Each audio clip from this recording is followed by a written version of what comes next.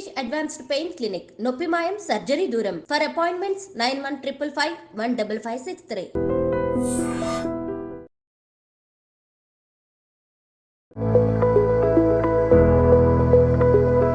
So ఇప్పుడు చలికాలంలో మనం కామన్గా ఏం చూస్తున్నామంటే అండి, ఫ్లూ సీజన్ అనమాట. సో కామన్గా వైరల్ ఇన్ఫెక్షన్స్ వస్తున్నాయి, వైరల్ ఫ్లూస్ వస్తున్నాయి, H1N1 స్వైన్ ఫ్లూలు వస్తున్నాయి. సో మామూలుగా ఈ వైరల్ ఫ్లూస్లో కాఫ్ అనేది చాలా సివియర్గా అండ్ పర్సిస్టెంట్గా ఉంటున్నది.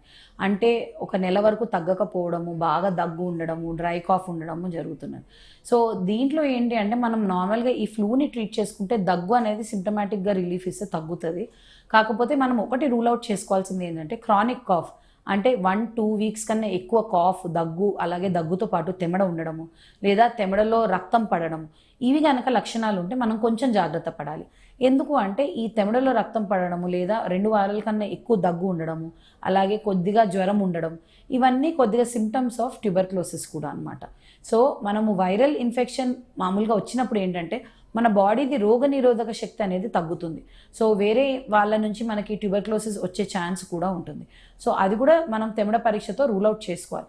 సో టీబీ అనేది కూడా మనం మైండ్లో పెట్టుకోవాలి. సో దాని లక్షణాలు ఏంటంటే దగ్గు, తెమడలో రక్తం పడడము, అలాగే ఆకలి వేయకపోవడము, తర్వాత బరువు తగ్గడము, ఇవన్నీ టీబీ గల లక్షణాలు. అలాగే ఈ లక్షణాలు ఉంటే మనం లంగ్ క్యాన్సర్ని కూడా మనం రూల్ అవుట్ చేసుకోవాలి. సో యూజువలీ దగ్గు అనేది ఉంటే కనుక అస్సలు ఇగ్నోర్ చేయకూడదండి. మామూలుగా ఇప్పుడు కామన్ ఏమైపోయిందంటే బయట యాంటీబయాటిక్స్ అది తీసుకొని వాడేస్తున్నారు.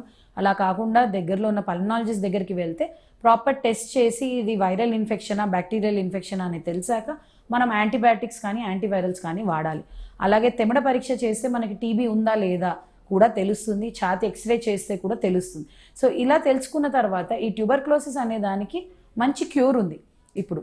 సో 6 months టోటల్ ట్రీట్మెంట్ వాడితే గవర్నమెంట్ తరఫున ఫ్రీగా ట్రీట్మెంట్ కూడా అందిస్తున్నారు. సో 6 months మనం ట్రీట్మెంట్ వాడితే మంచిగా క్యూర్ అవుతుంది. సో టీబీ ఉందా లేదా అనేది కూడా రూల్ అవుట్ చేసుకోవాలి. One more cause of chronic cough ఏంటంటే ఎలర్జిక్ కాఫ్. ఎలర్జిక్ అంటే ఇప్పుడు మామూలుగా అప్పర్ రెస్పిరేటరీ ట్రాక్, ముక్కు దగ్గర దగ్గు, తుమ్ములు, జలుబు వచ్చి తగ్గిపోతుంది. దాని తర్వాత క్రానిక్గా డ్రై కాఫ్ చాలామందికి ఉంటుంది. సో ఈ డ్రై కాఫ్ ఒక్కొక్కసారి అలర్జీ వల్ల కూడా అవ్వచ్చు. సో మీకు అండర్లైన్ ఆస్తమా కూడా ఉండే ఛాన్స్ ఉంటుంది. సో పల్మనాలజిస్ట్ దగ్గరికి వెళ్తే మేము పల్మనరీ ఫంక్షన్ టెస్ట్ అని చేస్తాము, ఎక్స్రే చేస్తాము, బ్లడ్ టెస్ట్ చేస్తాం టు సీ ఈయోసినోఫిల్ లెవెల్స్ ఎలా ఉన్నాయి, మీ బాడీలో ఎలర్జీ ఉందా లేదా అని తెలుసుకోవడానికి చేస్తాం.